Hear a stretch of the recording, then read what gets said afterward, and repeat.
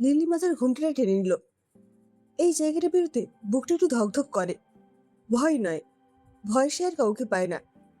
অঙ্গ বা চিকিৎসা, ফিজিওথেরাপি, পথ্যের যোগান, ক্যান্সার আক্রান্ত মায়ের বহুমূল্য চিকিৎসার খরচ জোগাড় করতে তাকে এই কাজে নামতে হয়েছে। কেউ সাথে নেই। একমাত্র ছেলেকে ওর মা বাবা সবটুকু দিয়ে মানুষ করেছিল। আজ সে বিশাল কোম্পানির সিইও। কিন্তু জগতের নিয়মগুলো তো একসূত্রেই নির্ধারিত। অন্য কিছু বা অন্যরকম না ঘটে এক্ষেত্রে যা ঘটার তাই ঘটল। মা বাবা দিকে ফিরে তাকানোর সময় করে উঠতে পারল না ছেলে সুতনু। ঘর জামাই ছেলের শ্বশুর শাশুড়ির স্ট্যাটাস তাতে কমে যাবে। তাদের রেহানার আচরণে বহু প্রতিবাদ করেছে লিলি। কিন্তু মা বাবার এমন নিরীহ নির্লিপ্ত আচরণ লিলি দাদাকে কিছুমাত্র বিবেক দংশনে দংশিত করে না, উল্টো সুবিধেই করে দেওয়া হয়েছে। এ কথা মা বাবাকে বুঝিয়েও পারিনি। মা, অন্তত ওষুধের জন্য কিছু টাকা দিতে বলো, সংসার নয় আমি টানছি। না লিলি, এমন অবৃতক অভাজনের টাকা ছোবো না, তাদের মরে যায় সেও ভালো। কিন্তু মা, আমি তো তোমাদের ফেলে দিতে পারছি না, অথচ দেখছো তো আমায় টাকা পয়সা জোগাড় করতে কি না করি। জানি রে মা, তোকে বললেও তুই শুনবি না।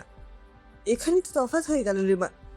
ওকে তো সর্বস্ব দিয়ে মানুষ করেছি, তোকে কিছুই দিতে পারিনি তেমন। তবুও তুই তো সর্বস্ব দিয়ে বাবা মাকে দেখছিস।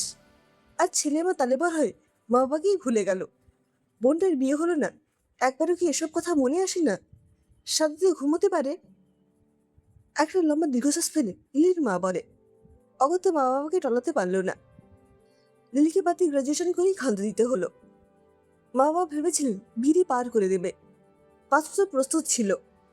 এখানেও নিয়ম অনুযায়ী ঘটনা ঘটল না, বরং নিয়তি যখন অদৃশ্য থেকে হাসছিল এবং বটে ক্রোশ সেই হাসি।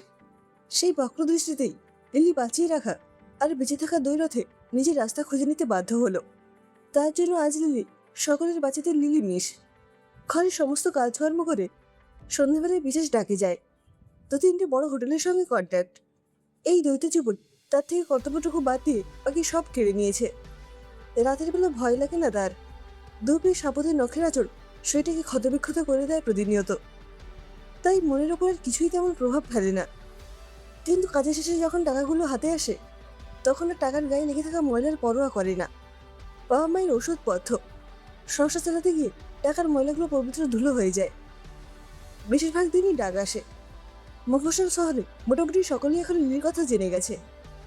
ভয় হয় সকালে স্কুলে পড়ানোটা নিয়ে যদি কোনো গার্জিয়ান আপত্তি তোলে। খুব দরদ দিয়ে পড়ায়। বাচ্চাগুলো লিলিকে খুব ভালোবাসে, তাই হয়তো এখনো তেমন বিপদ ঘটেনি কিছু। স্কুলের মাইনে বড়ই কম, কিন্তু ওই জায়গায় লিলি নিশ্চিন্ত নির্ভর হতে পারে কিছু সময়ের জন্য। ওর একটু ভালো লাগার সময়টা বাড়ির সব কাজ সামলে সকালবেলাটা স্কুলে দিতে হয়। যেদিন হোটেল থেকে ডাক পায় সেদিন দুপুরের খাবার একটু তাড়াতাড়ি খেয়ে ঘুমিয়ে না একটু। শহরের 4টে হোটেলের সাথেও যোগাযোগ। শর্ত রেখেছে ওকে হঠাৎ করে ডাকা যাবে না, আর রাতের মধ্যেই বাড়ি পৌঁছে দিতে হবে, এবং বাইরে কোথাও সে যাবে না। লিলি সাধারণ ছিমছাম সৌন্দর্যটা কাজে লাগে, একেবারে ঘরোয়াভাবেই যায়। কত ধরনের ক্লায়েন্ট যে ওকে ডিল করতে হয়, কত অভিজ্ঞ হয়ে উঠেছে এখন। আগে কেঁদে ফেলতো। প্রায় দিনই এই রাস্তাটা ধরেই ঘরে ফেরে। ছায়া ছায়া রাস্তাটা, আলো কম। যে কাজটা করে ফেরে তার কালিমাটুকু মুছে ঘরে ঢুকতে সুবিধে হয় তাই। আর একটা কারণ বোধ হয় হলুদ রঙের আচার্য বাড়িটা, যে বাড়িতে একদিন বউ হয়ে যাওয়ার কথা ছিল লিলির। এইখান দিয়ে যাওয়ার সময় তাই আজও বুক ধকধক করে। ক্লাস 9 থেকে প্রেম অমিতাভর সাথে, তাতে যখন স্বার্থপরের মতো সরে গেল, তখনই লিলি ঠিক করে নিয়েছিল অমিতাভের পথ আর ওর পথ আলাদা করে নিতে হবে। অমিতাভ তখনও বেগার। লিলি দাদা বাবার পেনশনটাও নিজের ব্যাংকের খাতায় তোলার বন্দোবস্ত করে নিয়েছে। প্রথম প্রথম সেই টাকাটাই এসে হাতে তুলে দিয়েছে তো। অবাক লাগতো লিলির, কত নির্লজ্জ হতে পারে মানুষ। ভাব এমন কত যেন নিজের পকেট থেকে দিয়েছে। ধীরে ধীরে কাটছাট করতে করতে সেটাও বন্ধ করে দিল। মন বলে, স্বার্থপর সমাজে নিশ্চয়তার জীবন ছেড়ে নিঃস্বার্থ হয়ে অনিশ্চিত কলুষের পথ কেন ধরলি লিলি? মনের এইটা উপেক্ষা করে লিলি। লিলি তার মঙ্গজের কথা শুনেছে। আশেপাশের মানুষরা ফিসফাস করে ওকে নিয়ে, ও জানে। তবে লিলির বাকি আচরণ এবং লড়াই সবাই স্পষ্ট দেখে, তাই এ নিয়ে কিছু বলে না। বরং তার প্রতি সহমর্মিতা দেখে ও একটু অবাকই হয়। সমাজটার লোকে যতটা খারাপ বলে ততটা আসলে খারাপ নয়। শুধু দাদাটাই এমন কি করে হয়ে গেল? ছোটবেলায় কত ভালোবাসত বোনকে, সময়ের প্রয়োজন দাদাকে এতটা বদলে দিল। সেদিন পাল হোটেলে ডাকছিল, গুজরাটের থেকে আসা ক্লায়েন্ট। লিলি রিসেপশনে গিয়ে রুম নাম্বার জানতে গিয়ে দেখে হোটেলের ডাইনিং হলে ও দাদা সুতনু শাশুড়ি বউ ছেলে মেয়ে নিয়ে রাত্রে ডিনার করতে এসেছে। মনে হচ্ছিল ওদের সামনে গিয়ে সবার মাঝে বলে আসে, এই যে সুচাকুরের সুযোগ্য পুত্র বৃদ্ধ বাবাকে বাতিল করে দিয়েছে অচল পয়সার মতো, আর আমি এর বোন এই হোটেলে দেহ ব্যবসা করি। কিন্তু কিছুই না বলে বরং মুখটা লুকেই লিফটে গিয়ে সে দিয়ে গেল। তখন শিক্ষিত অভিজাত সুন্দরী বৌদি ডাকছে তার ছেলেকে, কাম হিয়ার বেবি।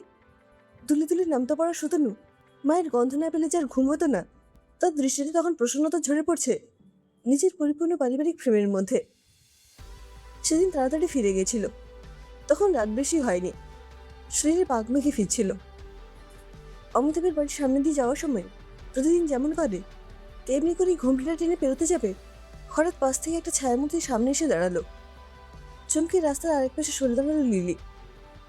দেখে প্রথমে চিনতে পারেনি অমিতাভ। এতদিন পরে বুকের মধ্যে ঢেউ উঠলো একটা। রোজ দেখি তোমায় জানলা দিয়ে, আমাকে দেখার তো কিছু নেই অমি, তবু দেখি, সবই জানি, বুঝিও। তাই আমাকে বাদন করার জন্য কোনোদিন তোমায় দোষারোপ করিনি। ধন্যবাদ, অশেষ কৃপা তোমার। একটা অকারণ ক্রোধে লিলি ক্ষতবিক্ষত হচ্ছিল। মনে হচ্ছিল আজরে কামড়ে ছিঁড়ে ফেলে নিজেকে এবং সামনে দাঁড়িয়ে থাকা এই উদাসীন পুরুষটাকে। কিন্তু ক্রোধের বহিঃপ্রকাশ না ঘটিয়ে বিরক্ত হয়ে বলল, রাস্তা ছাড়ো, কোনোদিনও তো আটকাওনি, আজ কেন? আমি বেকার স্বামী সংসার করতাম, সাথে মা বাবাকেও দেখতাম, কিন্তু কখনো কি জোর নিয়ে এসে দাঁড়িয়েছিল সামনে যে আজ আমার ফুরিয়ে যাওয়া জীবন দেখতে এসেছ? লিলি, সেদিন অক্ষম ছিলাম, তুই অপেক্ষা করেছি, আজ আর ফিরে যাব না। তোমার আর আমার পথ একদম বিপরীত। তোমার যে পত্র আলাদা হয়ে গেছে সেটাতেই ঘর তুলেছি। দেখো, বলি অমিতাভ দুহাত প্রসারিত করে দাঁড়ায়। লিলির চোখ যেন জল নিয়ে দ্রুত পায়ে হাঁটতে শুরু করে। অমিতাভ এগিয়ে যাওয়া লিলির হাতটা জোরে চেপে ধরে বলে, কাল থেকে সব কাজ বাদ দেবে, জবাব দিয়ে আসবে, এটা আমার নির্দেশ। লিলি হতভম্ব হয়ে দাঁড়িয়ে থাকে। শরীর থেকে প্রবল কান্নার একটা ঢেউ আছড়ে পড়ছে যেন। মনে মনে বলে, বড় দেরি হয়ে গেছে আমি, এ অসম্ভব। পরের দিন সকালে যথারীতি বাবা মাকে চা, সকালের খাবার দিয়ে স্কুলে যাওয়ার জন্য প্রস্তুত হচ্ছে, হঠাৎ দরজায় কেউ জোরে জোরে ধাক্কা দিচ্ছে। পুলিশ? আপনি লীলাবতী দে? হ্যাঁ। জিজ্ঞাসা দৃষ্টিতে তাকাই লিলি। আপনাকে আমাদের সাথে থানায় যেতে হবে। কেন? গত রাত্রে আপনি হোটেল ব্লু লেগুনে যার কাছে স্কট হিসেবে গিয়েছিলেন লীলা করতে, সেই শ্রীমেহিতা খুন হয়েছেন। পুলিশের মুখে অভদ্র এক বিদ্রুপের হাসি। কিন্তু আমি তো জানি না কে খুন করেছে, এমনকি ওই লোকটি সম্পর্কে আমি কিছুই জানি না। সে বললে কি হয়? আপনি তো একমাত্র যে শ্রীমেহিতাকে শেষ জীবিত দেখেছেন। লিলি কি বলবে বুঝতে পারে না। এখন যে স্কুলে যাওয়ার সময়। পুলিশ অফিসার আবার বলে ওঠেন, বাবা, শরীর দান, জ্ঞান দান, আমি তো মহিষী একদম। ভিড় জমে গেছে বাড়ির দরজায়। লিলি ঝুঁকতে ঝুঁকতে প্রায় মাটিতে মিশে যাবার মতো অবস্থা। অসুস্থ বাবা মা ভেতর থেকে ক্রমাগত জিজ্ঞেস করেই যাচ্ছে। লিলি অসহায়ের মতো তাকাচ্ছে ভিড়ের দিকে। মাথা কাজ করছে না। বুঝতে পারছে সামনের ভিড়ের সব মানুষগুলোর সমস্ত মনোযোগ এখন এমন রসল খবরে। সকলে এতদিন আড়ালে আপনালে কথা বলতো ওকে নিয়ে। বাড়ির অবস্থার কথা ভেবে এতদিন কেউ সামনে ওকে অপমান করেনি। এখন সেই আড়ালটাও খুঁজে যাচ্ছে। কি করবে এখন সে? কেউ নেই তার হয়ে কথা বলবে। হে ঈশ্বর! দুচোখ ছাপিয়ে জল কিছুটা অস্ফুটে বলে, কিন্তু আমি তো। হঠাৎ ভিড় ঠেলে সামনে এগিয়ে এলো কেউ একজন। চোখে জলের আড়ালে তাকে ভালো করে দেখতে পাচ্ছে না লিলি। সে পুলিশ অফিসারটির সাথে কথা বলছে। অমি। কতদিন তিনি স্পষ্ট আলোয় কাউকে দেখেনি লিলি। অমিতাভ পুলিশ অফিসারটির সাথে অনেকক্ষণ কথা বলল। লিলি শেষ কথাটা শুনতে পেল। অফিসার, আমি লিলিকে নিয়ে যাচ্ছি। যে কোনো তদন্তে আমরা অবশ্যই সাহায্য করব। আপনারা এগোন, আমরা আসছি। লীলাবতী অবাক হয়ে তাকায়। এই মানুষটাকে লিলি ভরসা করেনি? কেন ভাবে লিলি যে অমিতাভকে ছেড়ে দিয়ে মুক্তি দিয়ে দেবে এবং নিজেই নিজের কাছে তুলে নেবে সব ভার? অমিতাভকে সাথে নিয়েও তো চলতে বাধ্য। তাহলে তো অন্ধকার ঘাটতে হতো না। নিজেকে ভীষণ প্রতারিত মনে হতে লাগলো। নিজেকেই নিজে ঠকিয়ে এলো এতকাল। অমিতাভ এসে হাতটা ধরতেই লিলি অপদৃষ্টিতে তাকিয়ে কিছু বলতে চেষ্টা করে, কেঁদে ফেলে। অমিতাভও বলে, লিলি বি স্ট্রং, আমি আছি, একদম চিন্তা নেই। এতক্ষণে লিলির খেয়াল পড়ে, ছুটে ভেতরের ঘরে গিয়ে মা বাবাকে বলে, কিছু হয়নি, আমি একটু পরেই আসছি, খেয়ে নিও, খাবার দেওয়া আছে। বলেই অমিতাভের সাথে দৃপ্ত ভঙ্গিতে হেঁটে যায় ভিড়ের মাঝখান দিয়ে।